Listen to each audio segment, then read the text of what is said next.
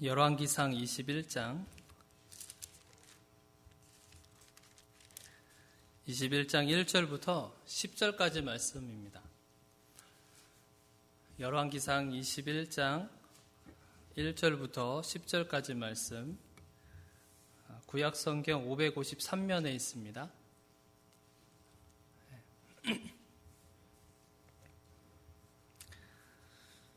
자, 1절부터 10절까지 함께 교독하도록 하겠습니다.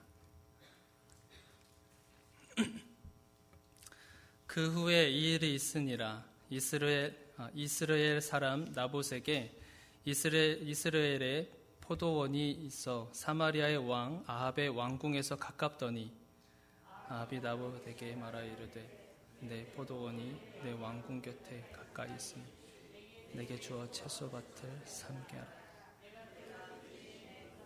아름다운 포도원을 내게 줄 것이요 만일 내게 좋게 여기면 그 값은 나봇이 아합에게 말하되 내 조상의 유산을 왕에게 주기를 여호와께 금하실지로다 하니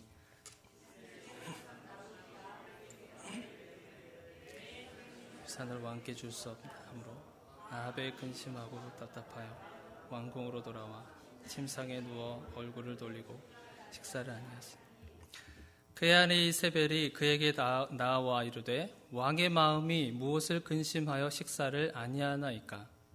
왕이 그에게 이르되 내가 이스라엘 사람 나봇에게 말하여 이르기를 내 포도원을 내게 주되 돈으로 바꾸거나 만일 내가 좋아하면 내가 그 대신에 포도원을 내게 주리라 한즉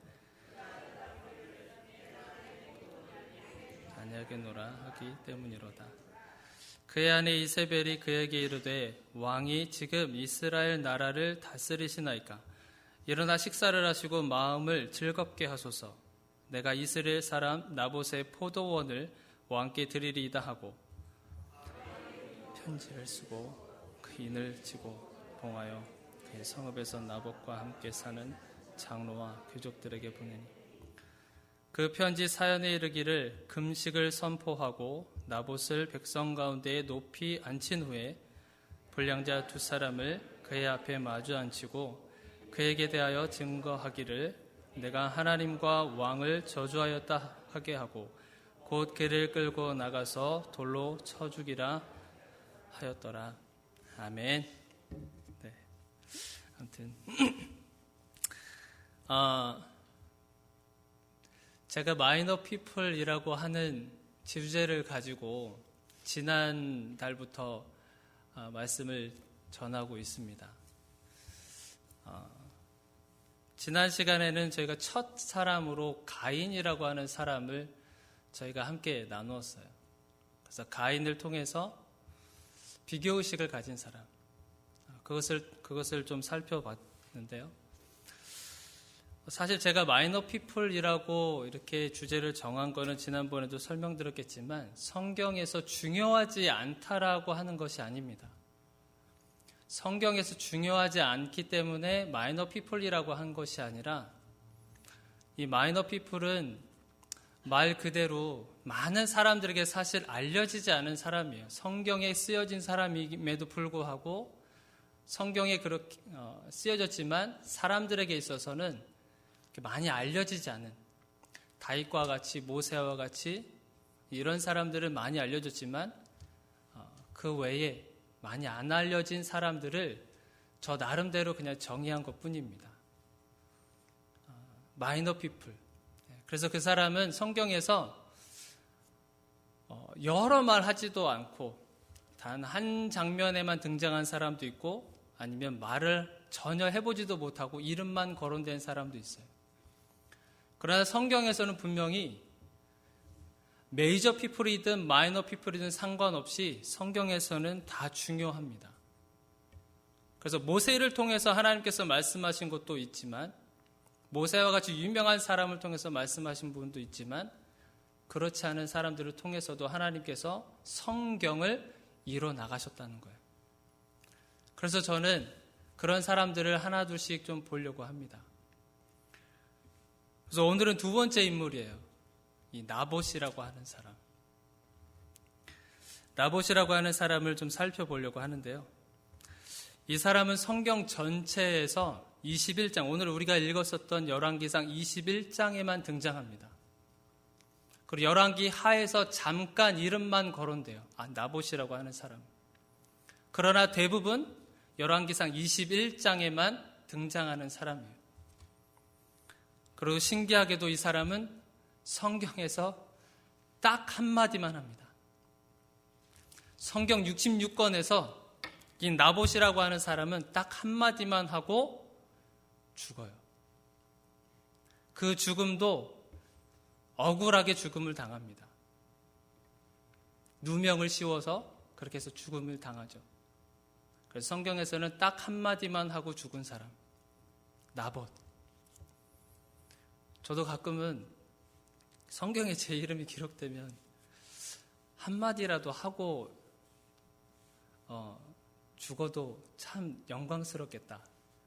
이제 그런 생각을 가끔 할 때가 있어요. 나봇이 한 말은 한번 우리 3절을 보도록 하겠습니다. 3절.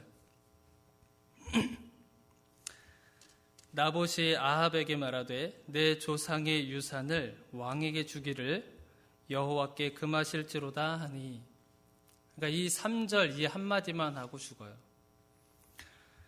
사실은 이 나봇의 이 사건을 성경에서 굳이 안 다뤄도 됩니다. 이 나봇의 사건을 그냥 성경에서 빼도요, 성경의 전체 흐름은 그대로 이어집니다. 없어도 돼요. 그러나 이 성경이 왜 이 21장에 나봇이라고 하는 사람을 등장시켰으며 이 역할은 과연 무언가? 그러니까 두 가지가 있어요. 한마디만 하고 죽은 이 나봇의 이 역할 두 가지. 첫 번째 하나는 당시 북이스라엘 왕이었던 아합 왕과 그리고 그의 아내 이세벨이라고 하는 사람, 그 사람이 어떤 사람인가 라고 하는 것을 간접적으로 알려줘요. 아합 왕이라고 하는 사람이 어떤 사람이고 그의 아내였었던 이세벨이 어떤 사람이었는지, 얼마나 잔인하고 포악한 사람이었는가 라고 하는 것을 이 사건을 통해서 들춰내고 있고요. 또 하나는 조상의 유산이라고 하는 것이 당시에 얼마나 중요하게 여겼는가, 조상의 유산이라고 하는 것이 얼마나 중요한 역할을 했는지 그것을 알려주는 그런 이야기인 거죠. 그래서 오늘은 이 후자를 중심으로 해서 함께 나누려고 합니다.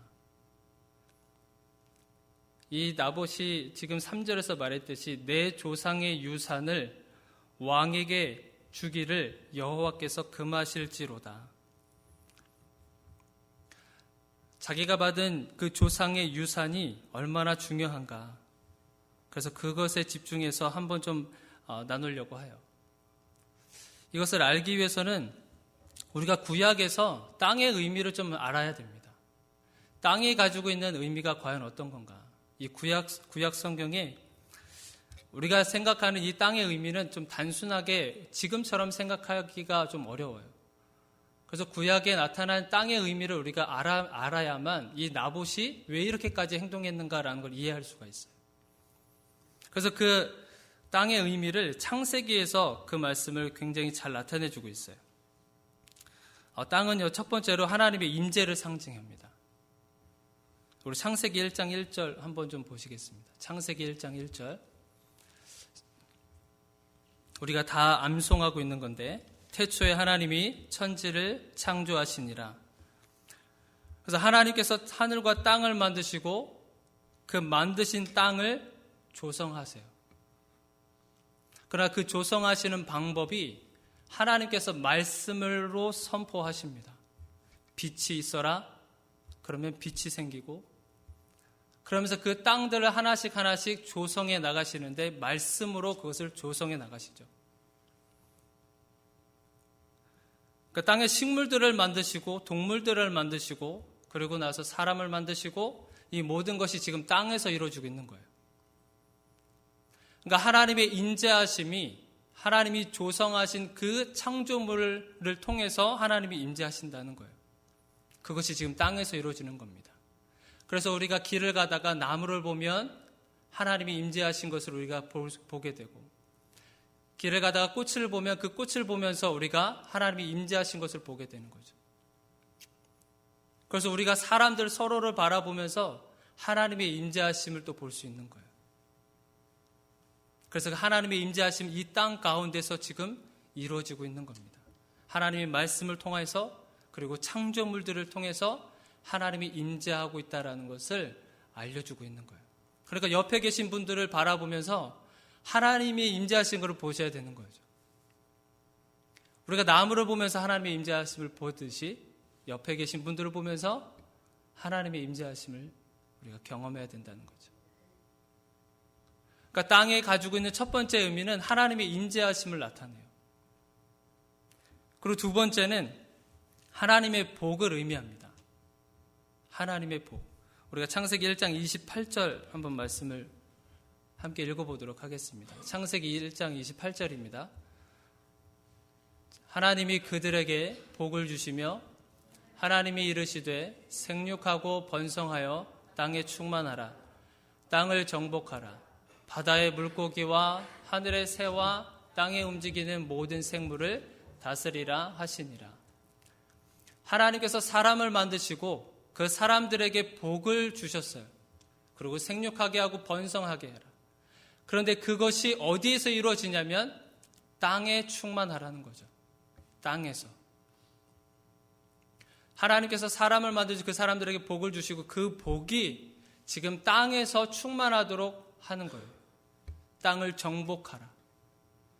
그리고 땅에 움직이는 모든 생물을 다스리라. 그러니까 하나님의 복이 실현되는 장소가 바로 땅이라는 거예요. 하나님의 복이 실현되는 장소가 땅이라고 하는 거예요. 마지막 세 번째는 땅이 가지고 있는 의미는 하나님의 약속을 의미해요. 하나님의 약속. 창세기 12장 1절입니다. 창세기 12장 1절 말씀 한번 좀 보도록 할게요. 함께 읽어보도록 하겠습니다.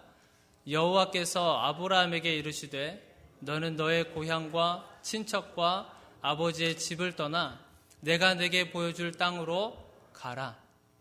하나님께서 아브라함을 부르시는 장면이죠. 하나님께서 아브라함을 불러서 너는 너의 고향과 친척과 아버지의 집을 떠나서 내가 내게 보여줄 땅으로 가라. 하나님께서 그리고 나서 2절 약속을 하십니다. 하나님께서 아브라함에게 약속을 하시죠. 내가 너로 큰 민족을 이루고 내게 복을 주어 내 이름을 창대하게 하리니 너는 복이 될지라. 그러면서 3절 보여주세요. 너를 축복하는 자에게는 내가 복을 내리고 너를 저주하는 자에게는 내가 저주하리니 땅의 모든 족속이 너로 말미암아 복을 얻을 것이라 하신지라. 하나님의 약속이 이루어지는 곳이 바로 땅이라는 거죠. 그 땅은 우리가 잘 알듯이 가나안 땅이에요. 가나안 땅. 그 땅에서 하나님의 약속이 이루어질 것이다. 그러니까 구약에서 말하는 이 땅의 의미는 이렇게 세 가지로, 여러 가지가 있겠지만 세 가지로 우리가 알 수 있어요. 하나님이 임재하신 것을 알 수 있고요. 그리고 하나님의 복을 의미하고 하나님의 약속을 의미하죠. 그래서 이스라엘 백성들이 출애굽을 해서 시내산에 머물렀을 때 하나님께서 주신 약속의 메시지와 명령이 하나가 있었습니다. 이 땅이 가지고 있는 의미가 굉장히 크기 때문에 이 땅이 가지고 있는 의미가 너무나도 특별하고, 왜냐하면 하나님의 임재하심이 있고 하나님 자신이 함께하고 있으며 하나님의 복이 있고, 그리고 그 복이 실현되는 장소이고 하나님의 약속이 실현되는 장소이기 때문에 너무나도 중요하기 때문에 이것에 대해서 하나님께서 법으로 한 가지를 주셨어요. 그것이 뭐냐면 레위기 25장 23절입니다. 한번 읽어보도록 할게요. 자, 다 같이 함께 읽겠습니다. 토지를 영구히 팔지 말 것은 토지는 다 내 것임이니라. 너희는 거류민이요 동거하는 자로서 나와 함께 있는 자니라. 토지를 영구히 팔지 말라 그래요. 왜냐하면 하나님의 그 토지는 가나안 땅을 점령해서 그 땅을 차지해서 그 땅은 하나님께서 함께 하심에 대한 상징이고 하나님께서 임재하겠다라고 하는 약속이며 하나님의 복이 이루어지는 장소라는 것이기 때문에 그 땅은 너네들 것이 아니다. 내 거라는 거예요. 하나님의 임재하심이 있는 땅이기 때문에 그 땅을 너희들 마음대로 팔아서도 안 된다. 그것을 대대손손 그것을 이어가라는 거예요. 구약에서 주는 땅의 의미가 이렇게 굉장히 중요했었습니다. 그래서 나봇은 저 말씀에 순종한 거예요. 하나님의 땅의 의미가 분명히 어떤 건지를 안 사람인 거예요. 하나님께서 주신 유산이 어떤 건지를 정확하게 알고 있는 사람이기 때문에 그 유산을 돈으로도 팔 수 없다는 거예요. 아무리 아합 왕이라 할지라도 그 왕이 많은 돈을 주어서라도 그 땅을 나에게 팔아라 그랬었을 때 팔지 않았었던 이유가 바로 이건 겁니다.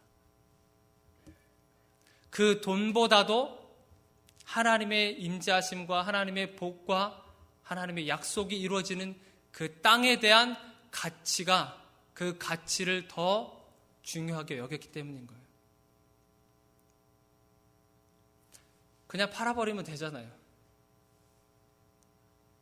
왕이 돈도 많이 주겠다고 하는데 얼마나 주는지는 모르지만 엄청나게 많이 딜을 했을 거예요. 그 땅이 좋은 걸 알기 때문에. 아합 왕이 저 땅을 매일 보면서 얼마나 저 땅에 대해서 가지고 싶어 할 만큼 얼마나 좋은 땅이었길래 나봇의 입장에서 그냥 팔아도 되는 땅이었어요. 사실은 그냥 그 가치와 중요성을 생각하지 않는다면 그냥 줘도 돼요. 그리고 그 돈 가지고 다른 거 투자해도 돼요. 그러나 나봇에게 있어서 땅의 의미는 조상이 물려준 유산이라고 하는 거예요.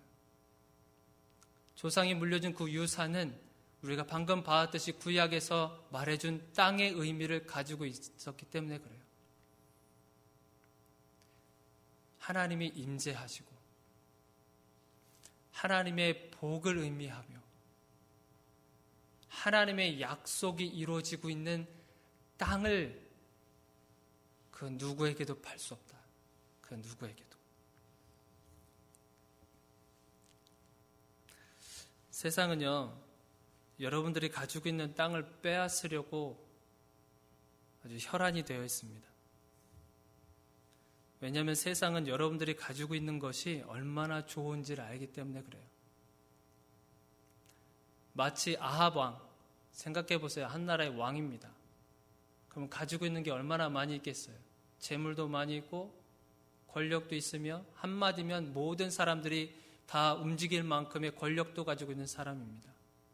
뭐가 아쉬울까요?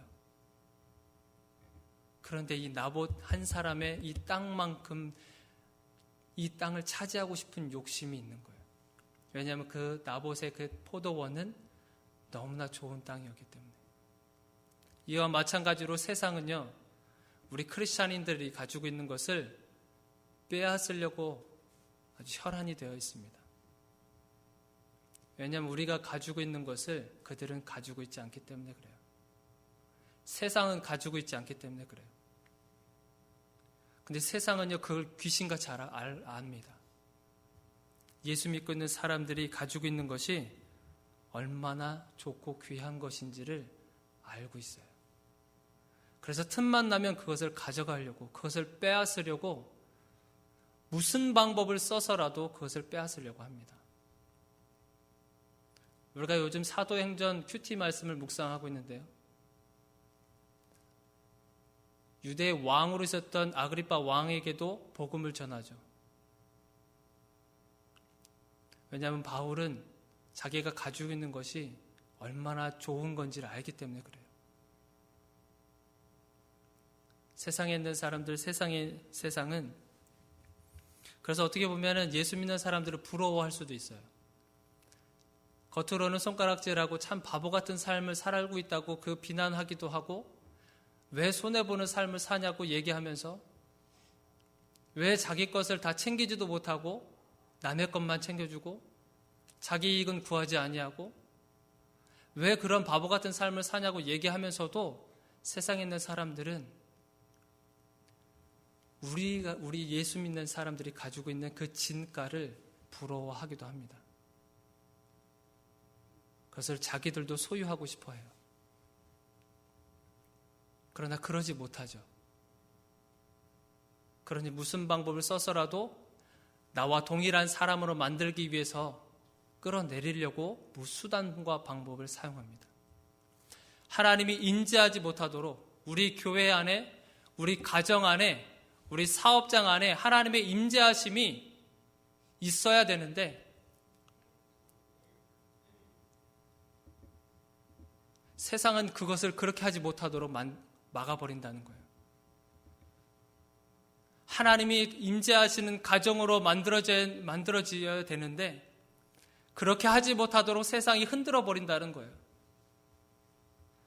하나님의 임재가 가득한 교회가 돼야 되는데 그렇게 하지 못하도록 이 사단 마귀가 노리고 있다는 거죠. 하나님의 복이 임하는 장소가 되어야 되는데 그 복을 받지 못하도록, 그 복이 실현되지 못하도록, 그 복이 예수 믿는 저 사람에게는 실현되지 못하도록 하게 만들기 위해서 저 사람의 마음을 공격하고 저 사람의 환경을 공격하고 저 사람의 주변을 공격하는 거죠. 왜냐하면 하나님의 복이 그 사람에게서 실현되는 것이 싫은 거예요. 우리 가정 안에 하나님의 복이 실현되는 것을 세상이 가만 놔두지 않는다는 거예요. 하나님의 약속이 이루어지는 것을 세상이 두려운 거예요. 그래서 어떻게 해서든지 어떤 방법을 써서든지 그것을 빼앗아 가려고 하는 겁니다. 여러분들의 주변 환경을 흔들죠. 건강을 흔들기도 하고요. 나랑 가장 친하게 지내는 사람과의 관계를 흔들기도 하고요. 재정을 흔들기도 하고 감정을 흔들기도 하고 생각을 흔들기도 하며 심지어는 나랑 가장 가까이 있어야 할 부부 관계 사이에서도 흔들려 버립니다. 그렇게 해서라도 뺏기 위해서. 그런데 여러분들 기억하시기 바라요.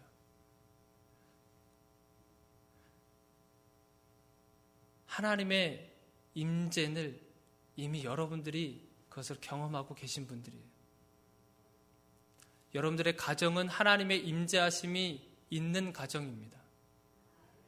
하나님의 약속이 실현되고 있는 가정이고 그런 공동체이며 그런 우리 교회인 것을 이미 그것이 이루어지고 있어요.